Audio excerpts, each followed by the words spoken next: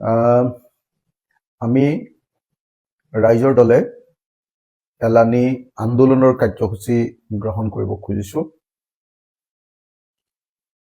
আন্দোলনৰ কাৰ্যসূচী অনুসৰি আমি অসমৰ বানপানী সমস্যাৰ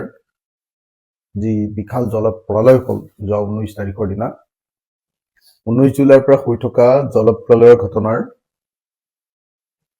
প্ৰকৃত দোষীসকলক, যাৰ কাৰণে এই প্ৰলয় হ'বলৈ পালে, সেই প্ৰকৃত দোষীসকলক বিচাৰি উলিয়াবৰ কাৰণে CBI তদন্ত বিচাৰি আমি অহা 15 আগষ্ট তাৰিখৰ পৰা এক আন্দোলনৰ কাৰ্যসূচী গ্ৰহণ কৰিছো। আমাৰ এই আন্দোলনটোৱে মূলতঃ তিনিটা বিষয় আমি দাঙি ধৰিব খুজিছো। প্ৰথম বিষয়টো হ'ল যে যোৱা 19 জুলাইত যি মহা জলপ্ৰলয়ৰ ঘটনা সংঘটিত হ'ল, সেই ঘটনাত জৰ্জৰিত, সেই ঘটনাত এফেক্টেড, সেই ঘটনাত ক্ষতিগ্ৰস্ত প্ৰত্যেকটো পৰিয়াল, শিৱসাগৰ, যোৰহাট আৰু চৰাইদেউৰ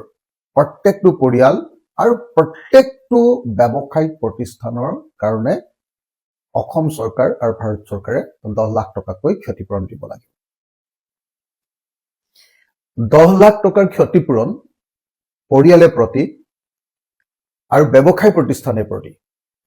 10 লাখ টকাৰ ক্ষতিপূৰণ, এই দাবীত আমি অহা 15 আগষ্টত মই নিজে শিৱসাগৰ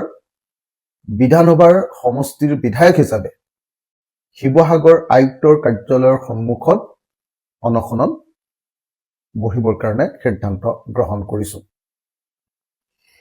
আমাৰ দ্বিতীয় দাবীটো হ'ল যে এই ঘটনাত যি কাৰণে সংঘটিত হ'বলৈ পালে, ইতিমধ্যে জনগণে উপলব্ধি কৰিছে, বুজি পাইছে, সকলোৱে বুজি পাইছে যে যোৱা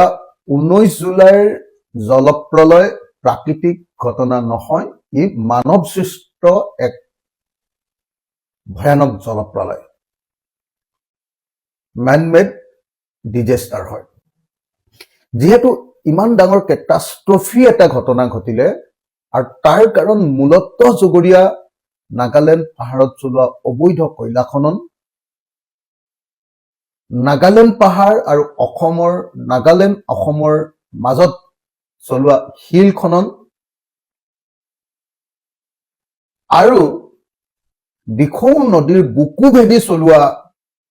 বালি খনন, এই তিনিটা বিষয় মূলতঃ জগৰীয়া।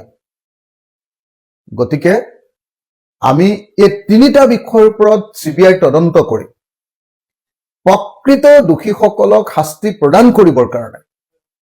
দাবী উত্থাপন কৰিবৰ কাৰণে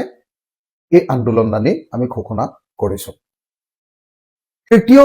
কিন্তু অন্যতম এটা দাবী হ'ল যে এই মহাপ্ৰলয়ত ক্ষতিগ্ৰস্ত হোৱা গোটেই ৰাস্তা পদূলি, মোৰ সমষ্টিৰ 60% ৰাস্তা পদূলি ভাগি ছিগি শেষ। শিৱসাগৰ সমষ্টিৰ, নাজিৰা সমষ্টিৰ ৰাস্তা পদূলিও ভাগি ছিগি শেষ হৈ গৈছে। এই যে ভাগি ছিগি যোৱা ৰাস্তা, দলং, ঘাট, স্কুল, কলেজ, ধৰ্মীয় অনুষ্ঠান আৰু অন্যান্য সামাজিক অনুষ্ঠান, যিমানবিলাক এনেকুৱা ধৰণৰ শিক্ষানুষ্ঠান আৰু ধৰ্মীয় অনুষ্ঠান, দলঙৰ পৰা ৰাস্তালৈকে যিমানবিলাক পাব্লিক ইনফ্ৰাষ্ট্ৰাকচাৰ আছে, অৰ্থাৎ ৰাজহুৱা আন্তঃগাঁথনি আছে, সেই ৰাজহুৱা আন্তঃগাঁথনিবিলাক নিৰ্দিষ্ট সময়ৰ ভিতৰত সম্পূৰ্ণৰূপে শেষ কৰিবৰ কাৰণে এই আন্দোলনৰ কাৰ্যসূচী গ্ৰহণ কৰা হৈছে। আৰু চতুৰ্থ যিটো দাবী, সেইটো হ'ল যে শিৱসাগৰৰ পৰা আৰু এই 3খন জিলাৰ পৰা যিবিলাক কাৰণৰ কাৰণে জল নিষ্কাশন এতিয়া সম্পূৰ্ণৰূপে বাধাগ্ৰস্ত হৈ পৰিছে, সেই বাধাগ্ৰস্ত হৈ পৰা পানীখিনি নিষ্কাশন প্ৰক্ৰিয়াটো সুস্থ কৰিবৰ কাৰণে বিশেষকৈ 3খন নগৰ, শিৱসাগৰ নগৰ, নাজিৰা, সোণাৰী আৰু শিমলুগুৰি, এই 4খন নগৰৰ পানী নিষ্কাশনৰ ব্যৱস্থা কৰা আৰু তিনিওখন জিলাৰ পানী নিষ্কাশনৰ ব্যৱস্থাৰ ক্ষেত্ৰত যি অসুবিধা হৈছে তাৰ মাজত এটা ডাঙৰ অসুবিধা হ'ল ফ'ৰ লেনৰ ফলস্বৰূপে এতিয়া পানী ওলাই নাযায়